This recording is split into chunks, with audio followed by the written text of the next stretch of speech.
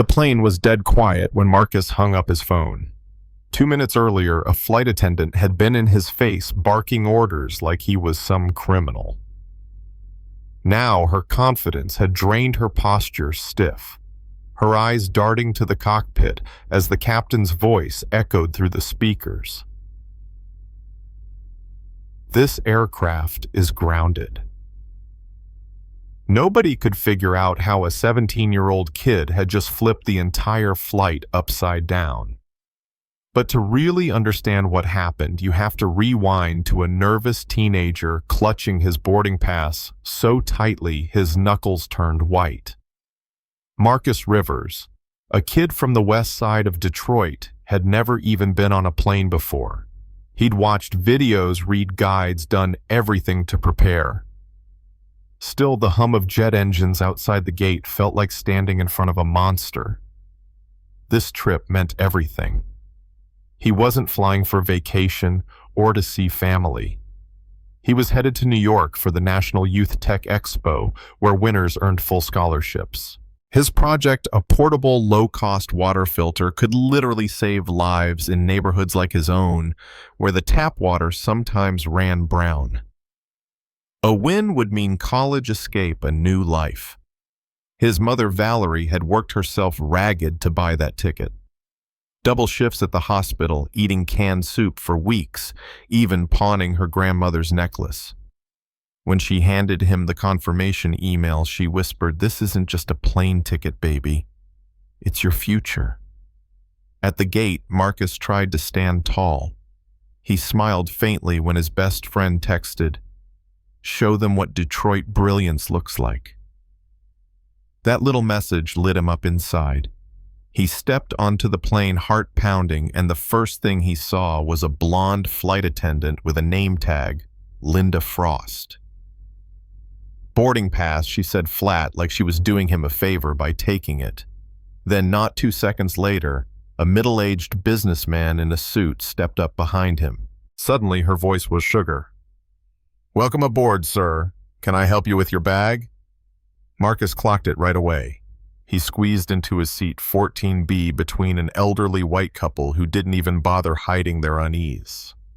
The husband muttered, "Watch your step, boy," while the wife clutched her handbag like it might run away. Marcus had seen it all before. He didn't argue. He just opened his folder and stared at his notes, the filter designs he'd been perfecting for months. The flight leveled out passengers settling in.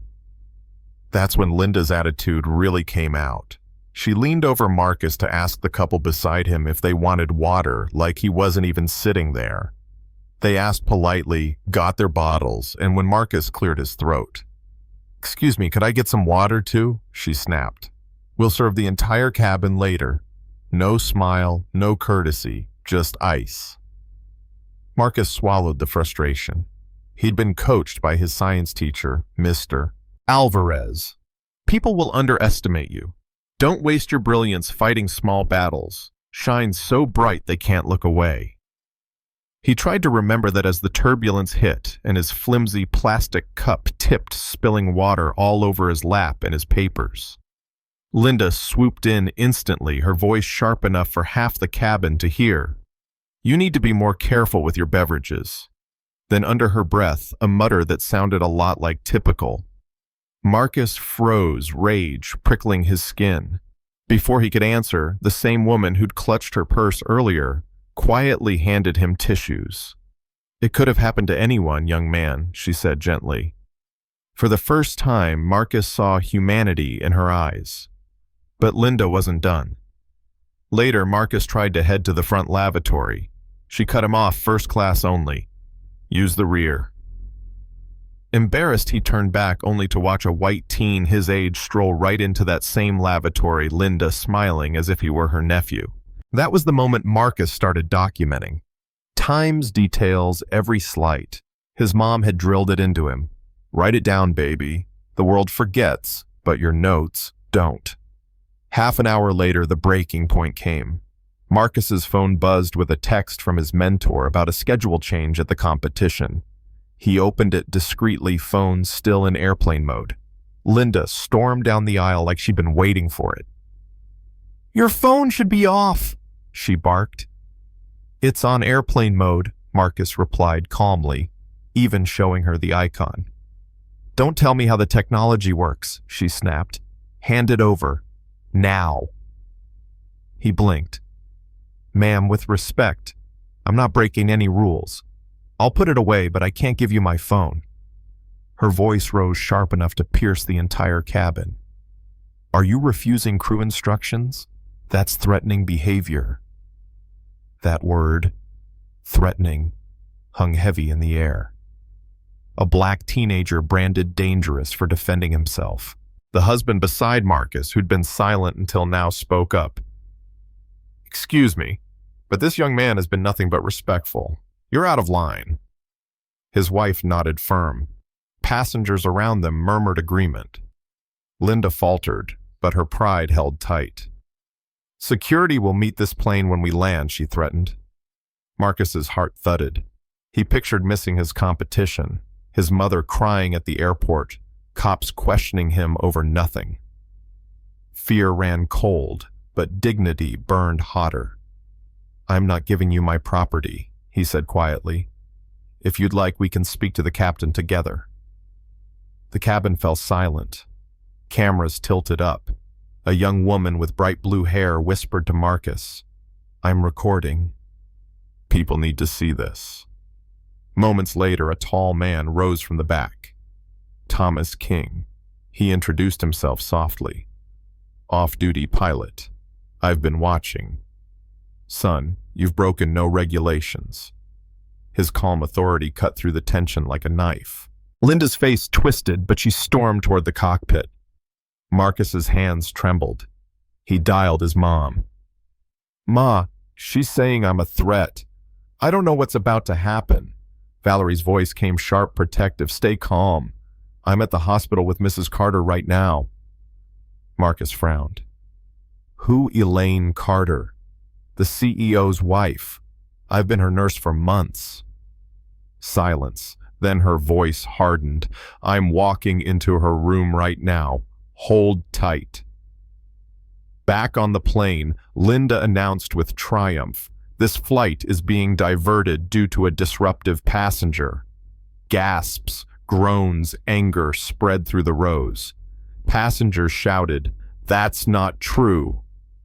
A live stream was already climbing into the thousands of views.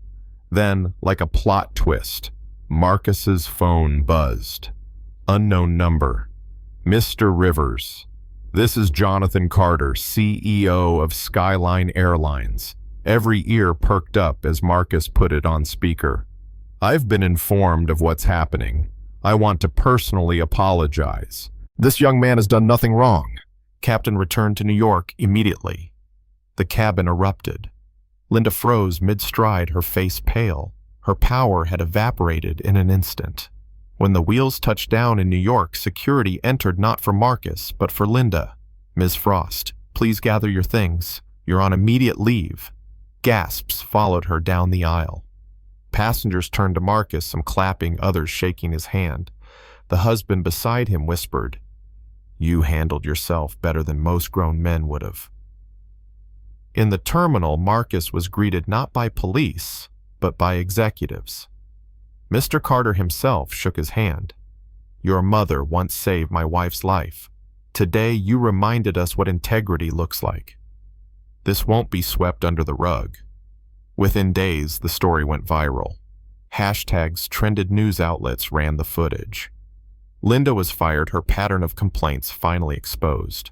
The airline announced sweeping reforms, mandatory bias training, a passenger bill of rights, and something they called the Marcus Rivers Protocol. But Marcus wasn't basking in revenge. He stood on stage at the Tech Expo the next morning, his voice steady as he explained his water filter design. "Clean water shouldn't be a privilege," he said. "It should be a right." He won first place, a full scholarship, and a standing ovation. 6 months later, his filters were being installed in 5 cities, saving families money and health. And in a quiet moment at a community event, he said softly, "I never wanted to be famous. I just wanted to be heard."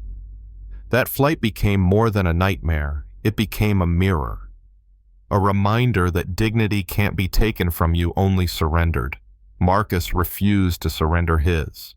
And because of that, an entire industry was forced to change. So now, I'll leave you with this.